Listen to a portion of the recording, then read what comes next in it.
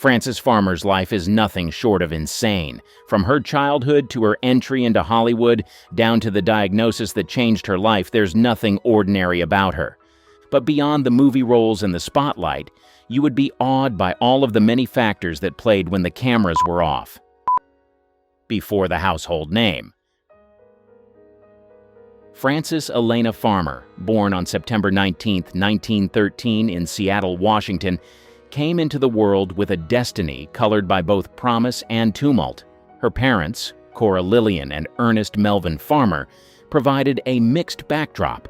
Her father hailed from Spring Valley, Minnesota, while her mother, a descendant of Oregon pioneers, operated a boarding house and pursued a career in dietetics. Frances grew up amidst a bustling family dynamic that included an older sister, Edith, an older brother, Wesley, and a half-sister, Rita, from her mother's previous marriage. Tragedy also touched her early years with the loss of a sibling to pneumonia before the births of Wesley and Edith. At the age of 4, Frances witnessed her parents' separation, prompting her mother to relocate with the children to Los Angeles, then later to Chico, California, where she pursued nutritional research. The family's life in Chico proved short-lived after Lillian concluded that balancing work with childcare was untenable, prompting a return to Seattle via Albany, Oregon. This period marked a pivotal moment for Frances, as she grappled with the instability of her home life and the realization that adults could not always provide the stability she craved. Back in Seattle, familial tensions persisted despite efforts at reconciliation between her parents. By the time Frances turned 16, her parents officially divorced, leaving her and her siblings to navigate their teenage years under strained circumstances. Despite the challenges at home, Frances exhibited a remarkable intellect and burgeoning literary talent, evident in her winning entry, God Dies, in a scholastic writing contest during her senior year at West Seattle High School. This provocative essay reflected her early grappling with existential questions influenced by her readings of Nietzsche, marking her as a precocious thinker unafraid to challenge conventional beliefs. After high school, Frances pursued higher education at the University of Washington, initially studying journalism while supporting herself through various jobs, including usherette, waitress, tutor, and even a singing waitress at Mount Rainier National Park. It was during this time that Frances found her true calling in the university's drama department, where she starred in several acclaimed productions. Her talent and dedication earned her recognition both on campus and in local press reviews, setting the stage for a promising career in theater and film. In retrospect, one may see that such a background and childhood could serve as ingredients for success in the Hollywood industry. Frances was put on a path where she would learn all that needed to be learned so she could eventually showcase it and use the tools later in life. Did this happen? Or is this yet another story that doesn't quite pan out the way they'd hoped? Journey into Hollywood. Returning from her eye-opening journey across the Soviet Union in the summer of 1935, Frances Farmer arrived in New York City with dreams as big as the city itself. But that's not all. Fate had a Hollywood twist waiting just around the corner. In the bustling metropolis, she crossed paths with Shepard Traub, a talent agent whose introduction would alter her destiny. Traub wasted no time connecting her with Oscar Serlin, Paramount Pictures' keen-eyed talent scout.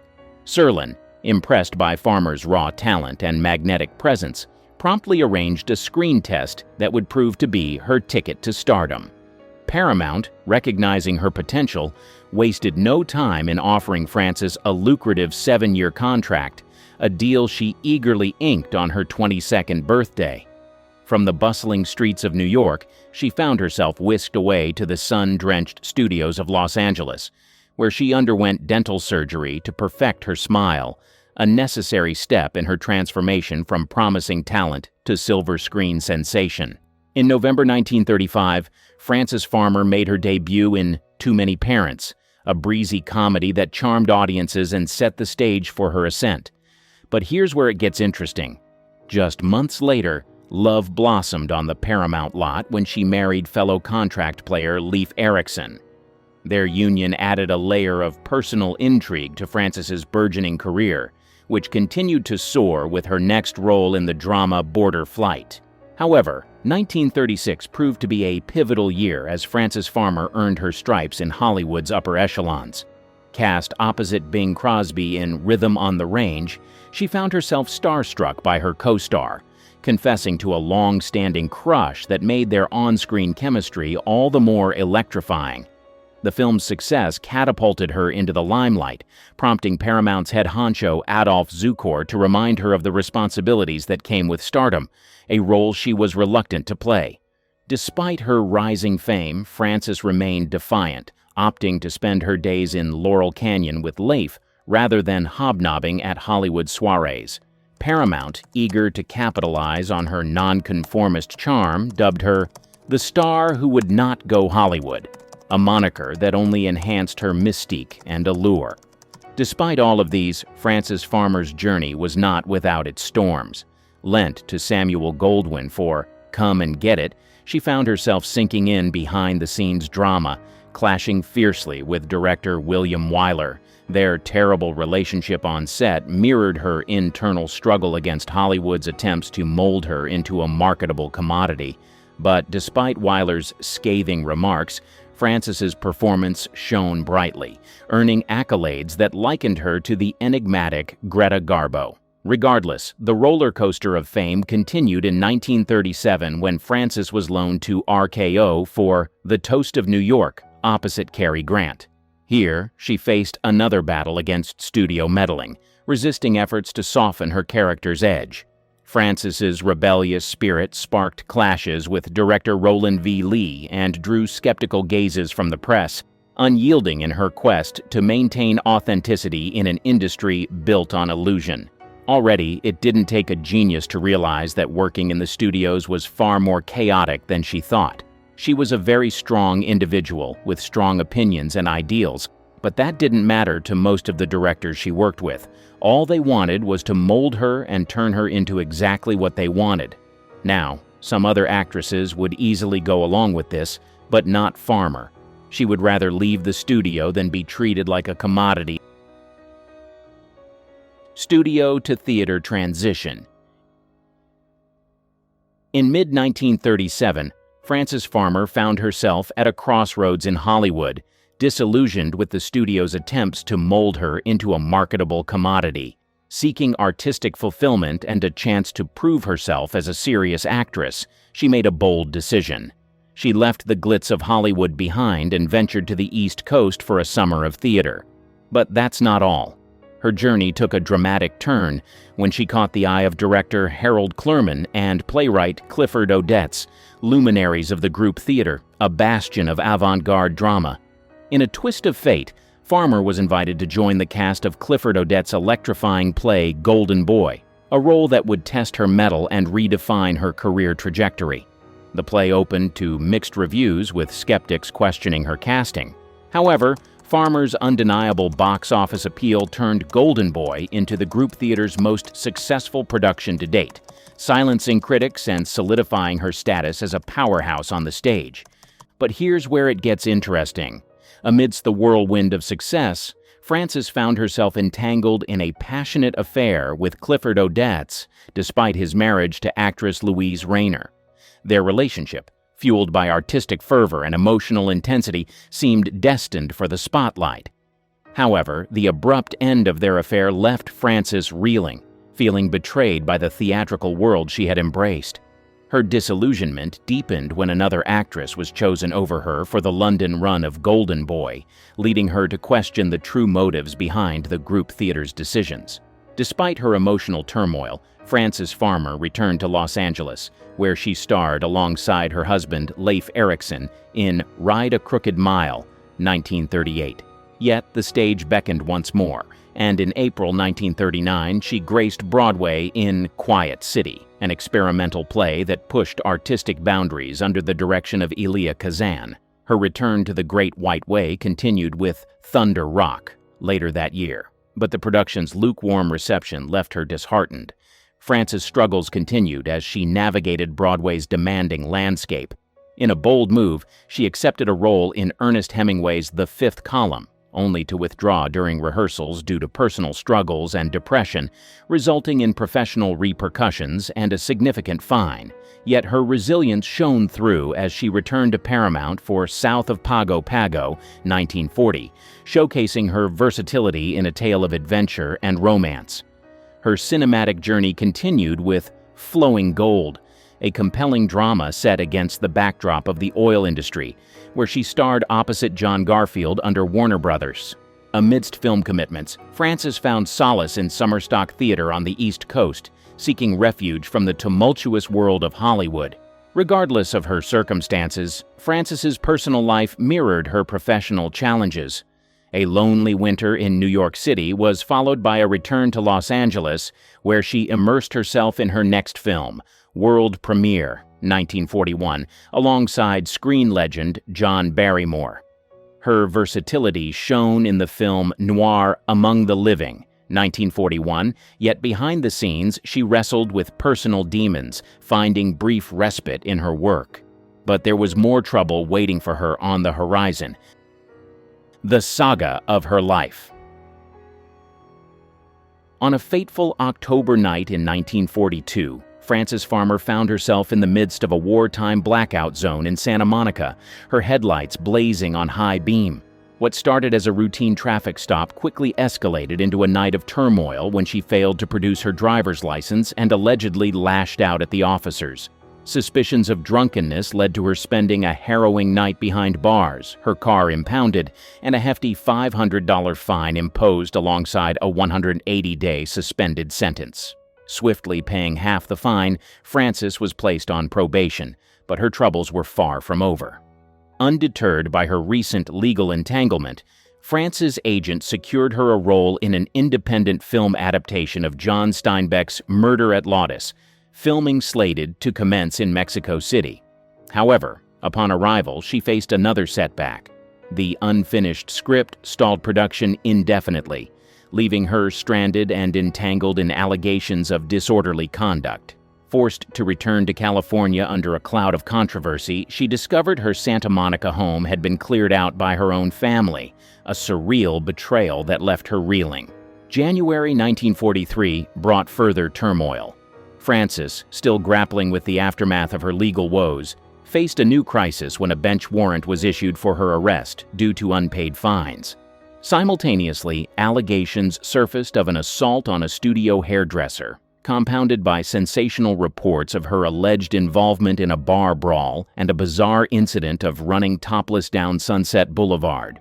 Police descended on the Knickerbocker Hotel to apprehend her, sparking a dramatic confrontation that culminated in her erratic behavior at the ensuing court hearing. At the hearing, Frances's behavior shocked onlookers and court officials alike.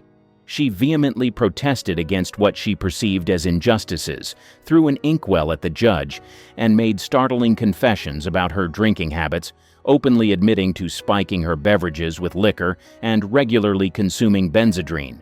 The judge's verdict was swift and severe: 180 days in jail. However, amidst the chaos, Frances's sister-in-law, a deputy sheriff, intervened, redirecting her to the psychiatric ward of Los Angeles General Hospital. Diagnosed with manic-depressive psychosis, Frances's descent into psychiatric care began, marked by controversial treatments including insulin shock therapy. Her family's objection to these treatments sparked a legal battle documented in her sister's writings and court records, further complicating her already tumultuous journey. After 9 months in a psychiatric institution, Frances made a bold escape, walking away from the Kimball Sanitarium to seek solace with her half-sister Rita, a poignant moment that highlighted her desperate quest for freedom amidst the confines of psychiatric care. The saga continues. In her quest for autonomy amidst ongoing family discord, Frances Farmer's journey took a dramatic turn as her mother, Lillian, sought guardianship over her from the state of California. Despite expert opinions favoring continued psychiatric treatment, Lillian's determination prevailed, and they departed Los Angeles together in September 1943. However, the reunion in West Seattle quickly soured into bitter conflicts, culminating in a physical altercation that led Lillian to have Frances committed to Western State Hospital at Steilacoom.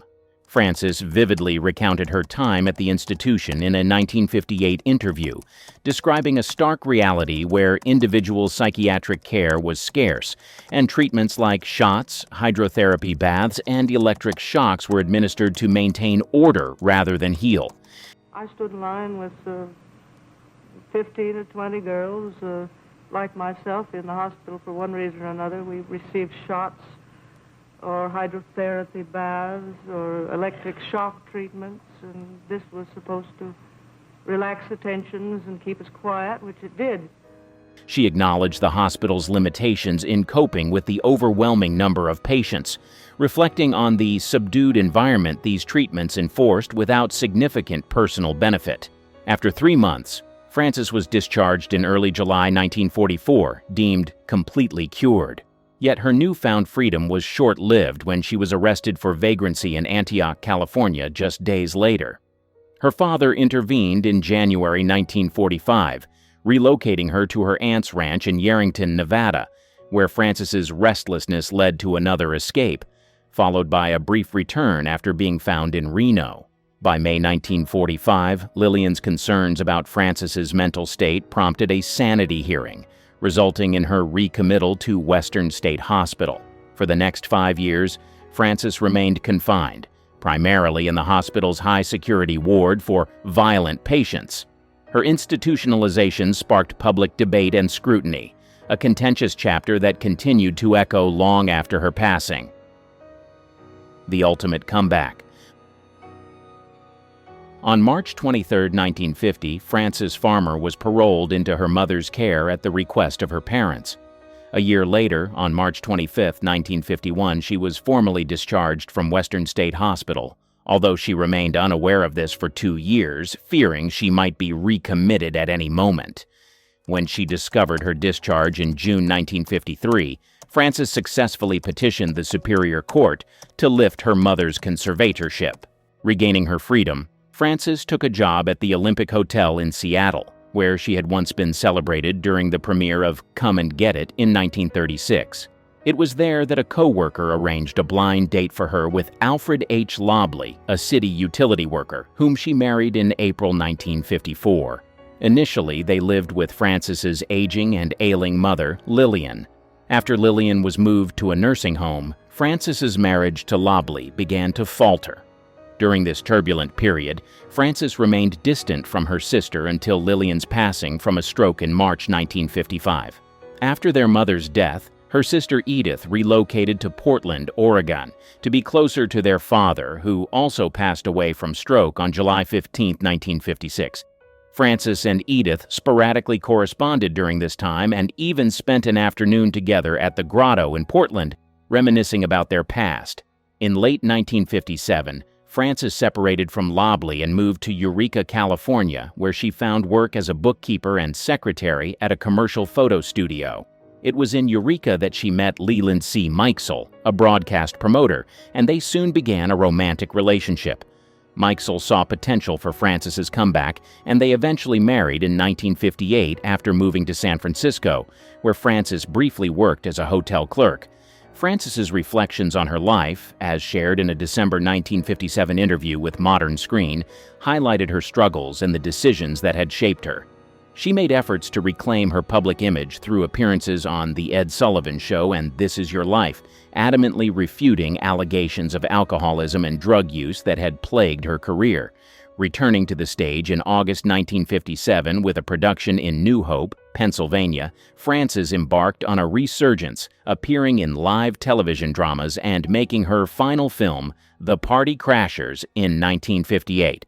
She accepted a lead role in Yes, My Darling Daughter in July 1958, marking a significant return to theater and signaling a hopeful new chapter in her career and personal life. Frances Farmer, Against All Odds.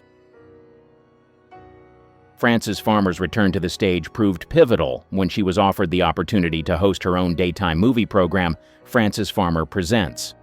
The show, which debuted after a television executive from the local NBC affiliate WFBM-TV, now WRTV, saw her performance in the Chalk Garden in August 1958, quickly made her a beloved host. Known for her amiable demeanor, Frances became popular among viewers and was even recognized as a local businesswoman of the year, receiving an award for her contributions. However, by March 1959, national reports indicated trouble in her personal life as she separated from Leland C. Mikesell, who subsequently sued her for breach of contract. That same year, Frances found companionship and support with Janira Jean Ratcliffe, a widow from Indianapolis with whom she moved in. In 1962, Frances returned to acting with a role in Purdue University's production of Anton Chekhov's The Seagull. The following year, her divorce from Mikesell was finalized in Indianapolis, marking a significant personal transition. Despite her successes, Frances Farmer Presents came to an abrupt end in the summer of 1964. Initially fired by the station's general manager in April, Frances was rehired 2 months later, only to be permanently dismissed by late August or early September, reportedly due to concerns over her alleged drinking habits. Undeterred, Frances continued her theatrical pursuits, accepting roles in Purdue summer theater productions like Ketty Frings's Look Homeward, Angel.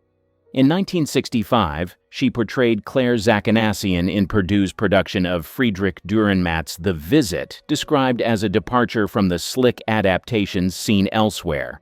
Playing a character both charming and ominous, Frances brought a unique intensity to the role, which resonated deeply with audiences. During the run of The Visit, Frances was involved in a notable incident, a drunk driving crash that drew media attention. Reflecting on the event, Frances humorously recounted how she momentarily slipped into her character's persona, embodying the role of the eccentric Zachanassian with her characteristic flair. Despite the scandal, the incident only seemed to enhance her theatrical mystique, as the next night's performance sold out completely. For Frances, this marked a significant moment in her career. Though initially reluctant to return to the stage, she was moved by the audience's overwhelming support and applause, viewing it as a validation of her talent and resilience.